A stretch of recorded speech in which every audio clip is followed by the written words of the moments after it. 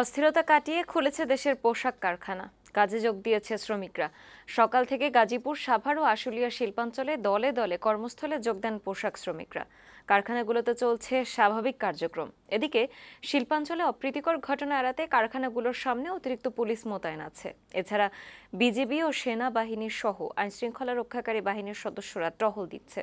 সংবাদদাতাদের পাঠানো তথ্যচিত্রে লামি আক্তারের প্রতিবেদন। শ্রমিক ছাঁটাই বন্ধ, হাজিরা বোনাস প্রদান সহ বিভিন্ন দাবিতে গত কয়েকদিন থেকে আন্দোলন করছিল গাজীপুর, সাভার ও আশুলিয়া এলাকার পোশাক কারখানার শ্রমিকরা। আন্দোলনের মুখে নিরাপত্তার স্বার্থে শিল্পাঞ্চলের শতাধিক কারখানা বন্ধ রাখতে বাধ্য হয় মালিকপক্ষ।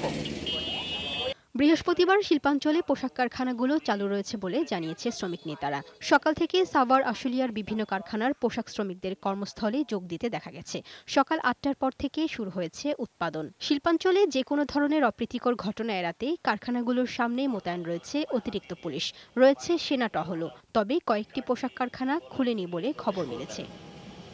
কর্মচাঞ্চল্য ফিরেছে গাজীপুরের তৈরি পোশাক কারখানায়। সকাল থেকে দলে দলে কর্মস্থলে যোগ দেন শ্রমিকরা। উৎপাদনে ব্যস্ততা বাড়ে শ্রমিকদের। বিশৃঙ্খলা এড়াতে শিল্পাঞ্চলে আইনশৃঙ্খলা বাহিনীর সদস্যদের টহল জোরদার আছে।